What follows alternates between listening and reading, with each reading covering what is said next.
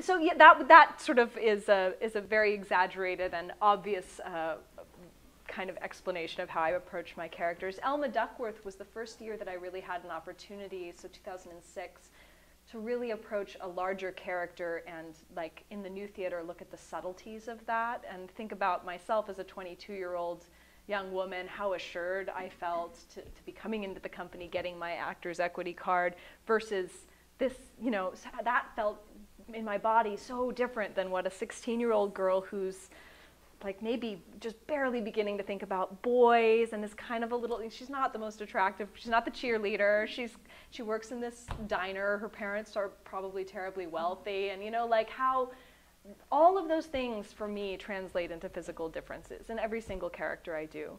And it's also just part of my philosophy of acting is that I want my body to feel different inside of every character. And dance is a huge part of that. I mean, from the time I was, even before I was 5, I was learning how to manipulate my body and change it into shapes and tell stories with my body alone, excluding my voice, excluding all that stuff.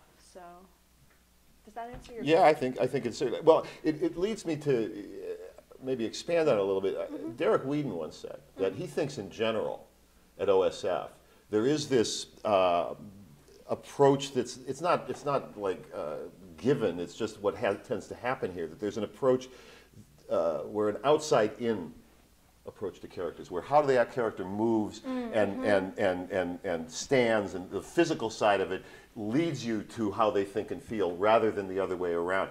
Do you think that's true, and is there a difference when you're working with actors who don't work that way? Is that true at OSF, though? Oh man, well, it's true for different people. I can't say that across the board that's true at OSF, because I've seen people approach things so differently. I think perhaps what you're getting at is at OSF, we're in a rep situation, and many of us are here over a number of years. And part of what we want to encourage the longevity of our careers by showing that we can disappear into many, many, many different characters well. And it's just a fact of the matter. One of the most easy ways to do that is to physically look different from character to character. That's one of the, you know, that's the first, when somebody steps out onto the stage, what do you see? You see their clothes and you see their gait and, you know, the physical structure of that person. And that's, you know, I believe that's the audience's first impression, and that's sometimes their last impression at the end of the play, in a silent moment, what they leave with. So I can see how it's possible that a lot of people approach it that way at OSF. It's not always the case. And personally, working with actors who come at things from different directions, that's great. I love seeing, when somebody doesn't do it that way, I love being in the room with them, because they show me a whole new way of doing things that's not my own. So. Now, when we met earlier this year, you told me that in your process you place a great deal of emphasis on self-awareness. At least that's what I said you said. What was the context? That remark was taken out of context. Undoubtedly. Well, know. as I said to you then, one of the reasons I really wanted you to, as part of Theater Talk this year, is I think you're one of the most versatile chameleon-like actors I've ever seen, in the same sense that someone like Daniel Day-Lewis.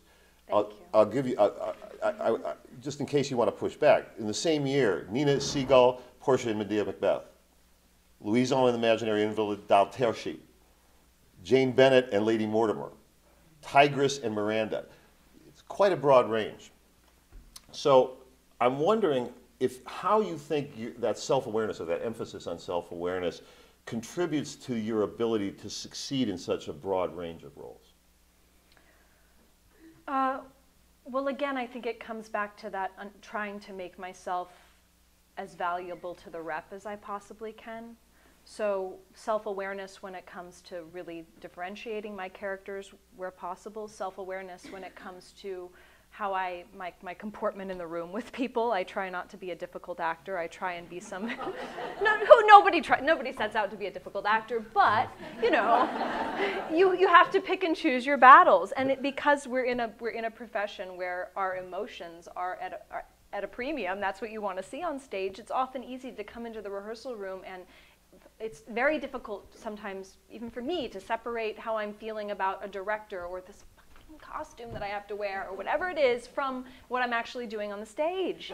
And so self-awareness, and how am I behaving? Am I treating people well? Am I somebody that I would want to work with? Picking and choosing my battles. And knowing, you know, in terms of going away from OSF and coming back, knowing when it's time to leave and stay. And I've been here, I've had a great run for these last 3 years after a break, and now I'm starting to chew on, like, oh, somewhere out on the horizon, I know I need to get away and work with some different people. So self-awareness about my career in terms of the big picture, too.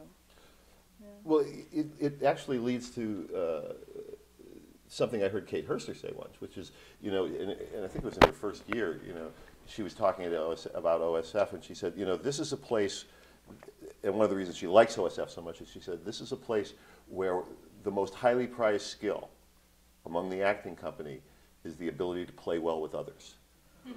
So now, I know you have experience at OSF even before you started because of your dad.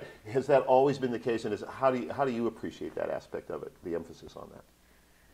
Well, we have to play well with each other on the stage, but we also have to play well with each other at Safeway and in talkbacks and in life, because we all live together for pretty much the whole year.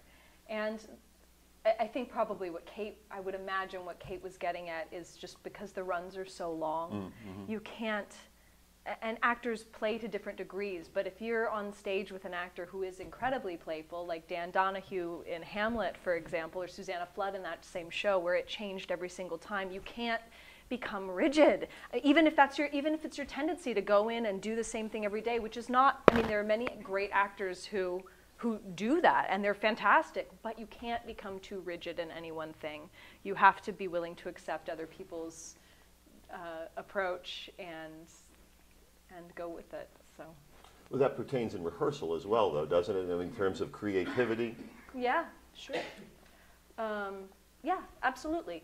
Because we know we have to do this thing for 10 months some of the time. So we're all trying to play and chew on and kind of figure out as much as we can in the rehearsal room before we get on stage and it gets set. Because we can change a little bit once the play opens, but technically we can't change lights, we can't change costumes, we can't change entrances and exits. So the more we can play in the room, the more we can explore and discover, the better off we'll be in the long term.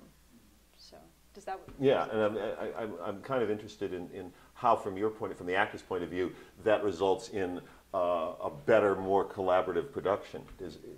It's just being open. I mean, if you're closed off and you say no to things from the very beginning, I mean, even if something sounds like, oh man, that's really not to my taste, or I don't see that working.